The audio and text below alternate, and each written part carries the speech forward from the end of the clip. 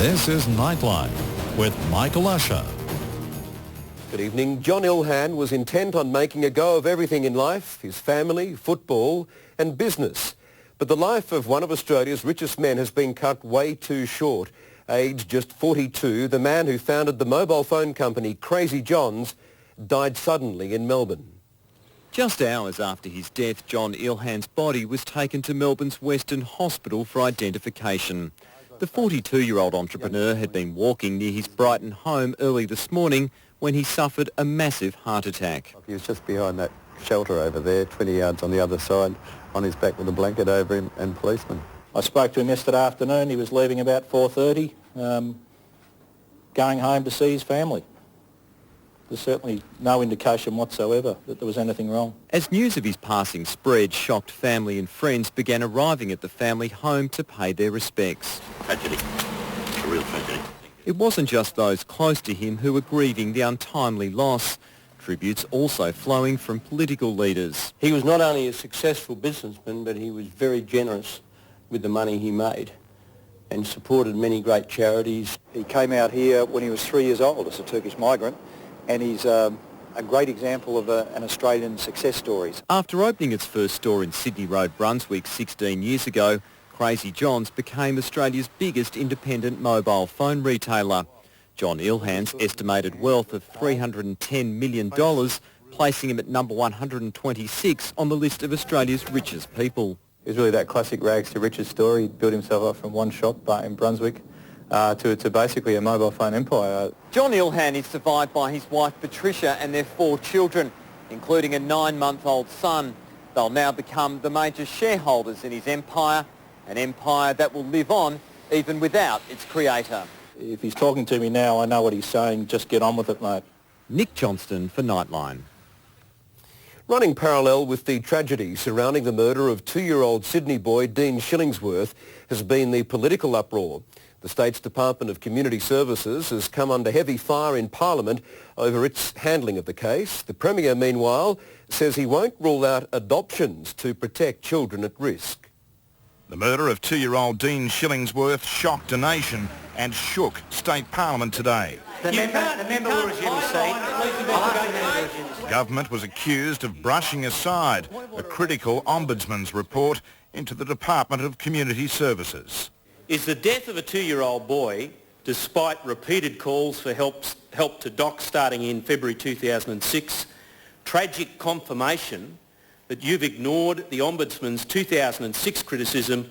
The Minister defended his department's handling of the toddler's case. That none of these reports could reasonably be assessed as indicating the child's life was in danger. But on Dean's exposure to any other risk, the Minister refused to preempt court proceedings.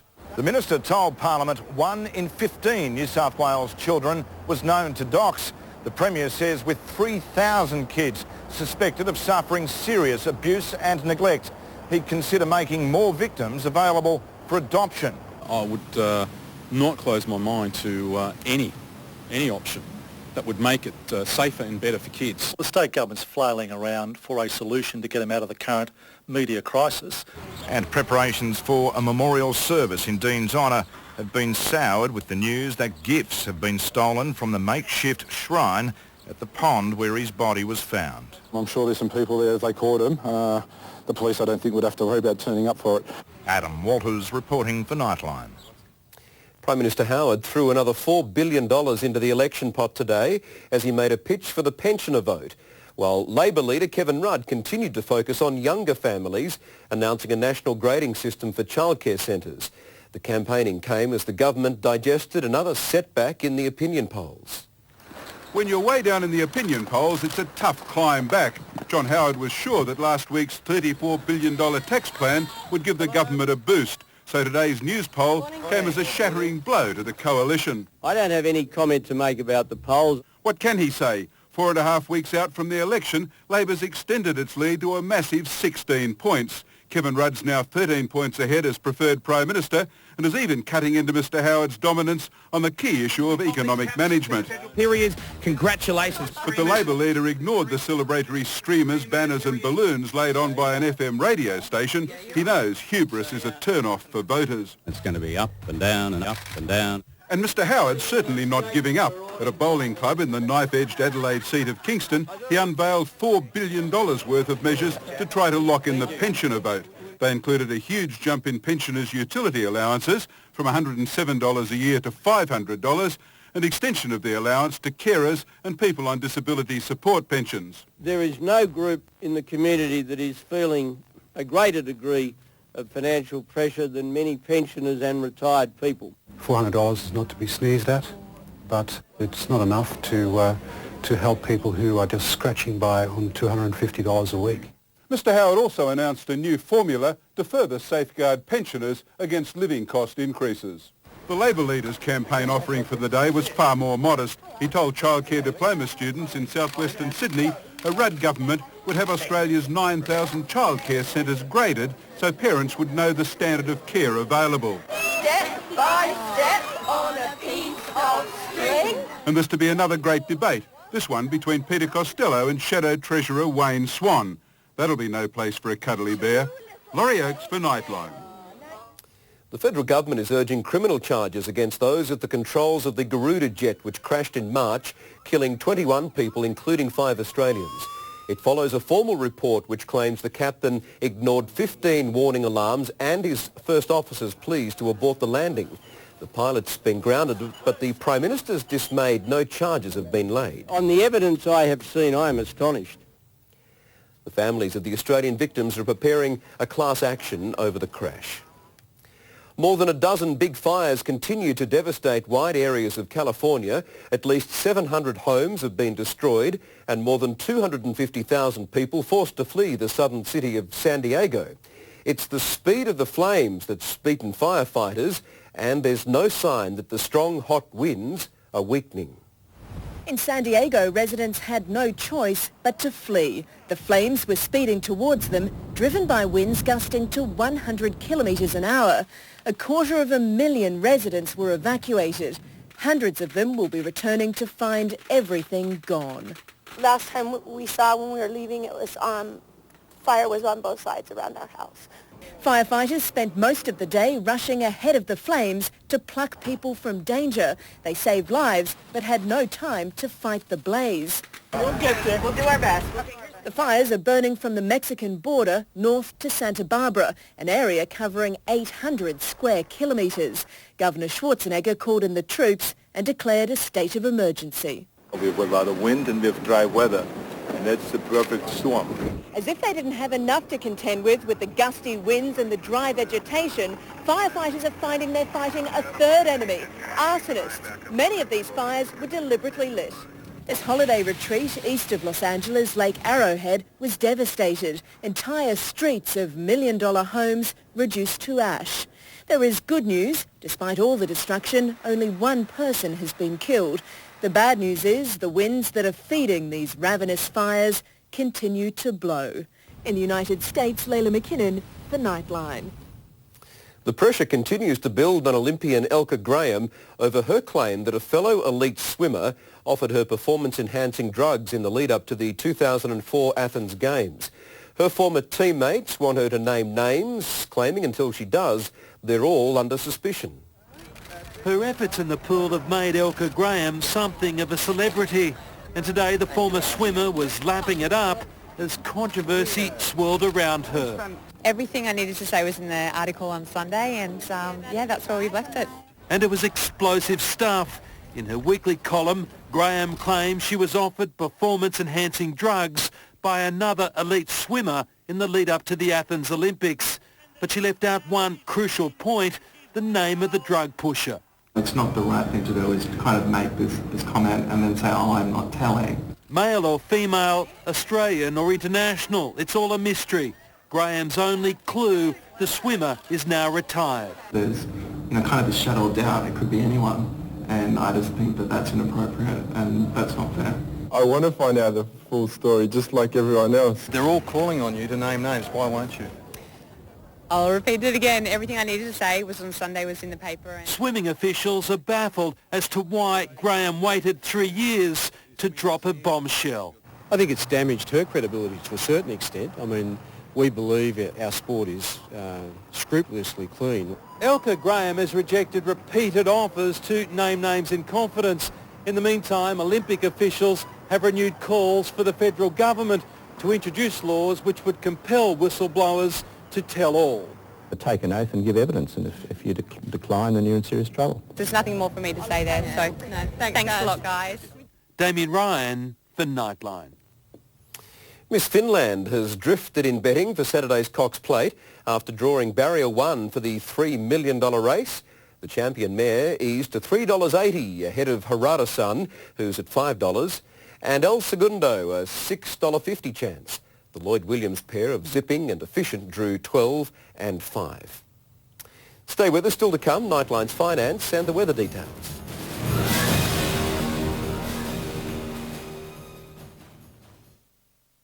Says late nights are just for sleeping. Stay awake, play on the mid, bag up to $100,000 and be richer by morning. All it takes is a phone call to make it happen. Do the right thing. Is the only reward you get from your insurance company a no-claim bonus? Unlike some insurers, Allianz gives an additional reward to safe drivers. It's called a safe driver discount. So switch to Allianz and you could save even more.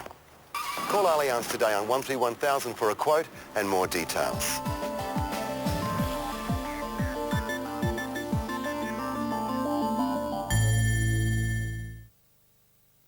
This year I've been talking to people all over Australia, including back here in this part of country Queensland where I grew up.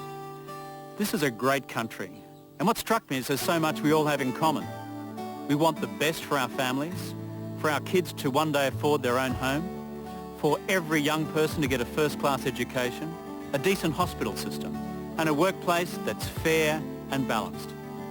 This election's about the future, and it's our common goals that have helped shape my future plans for an education revolution, including preschools, trades, as well as universities.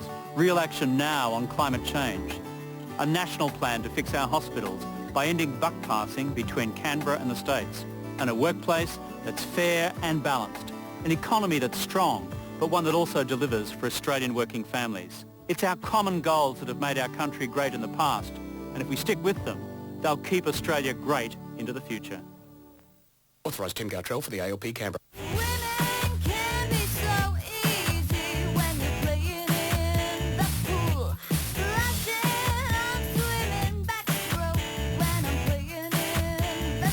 But you gotta know the rules. Don't run, don't push, no diving in the shallow end, no fighting, no dunking. You know what I said Inside the Russian mob, An identified woman died December the 20th. secrets must be kept. Where did you get this? Girl who died in my ward. And promises, if the police should find the diary, must be made. It's okay, boss. Police won't find any. She wants the diary. From the director of A History of Violence, Viggo Mortensen. Stay away from people like me. Naomi Watts. I need to know who you are. Eastern Promises.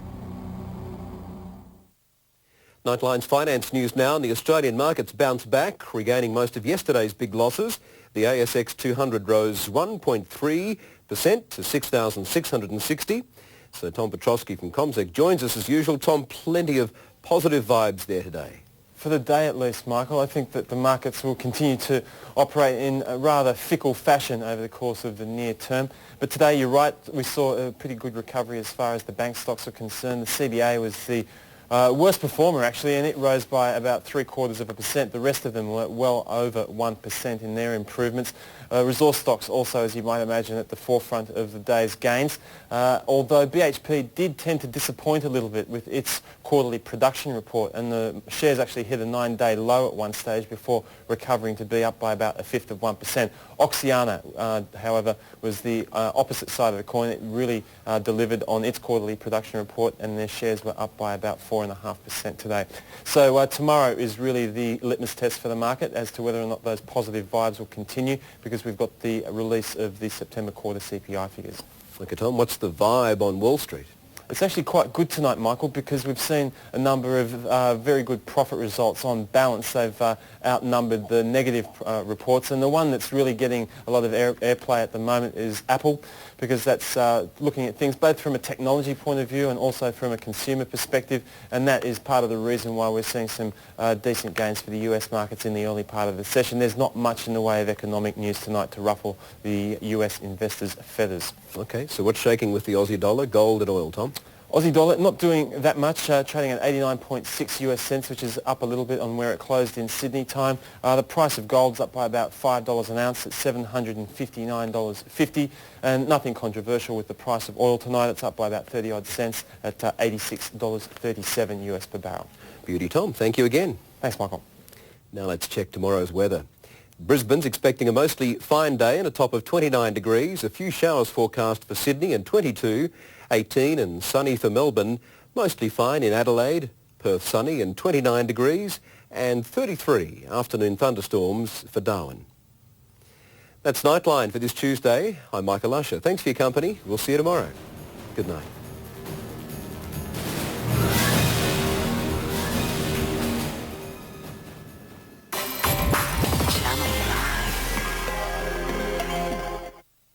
This program brought to you by Arrow Snoring Relief, a quiet solution to a noisy problem.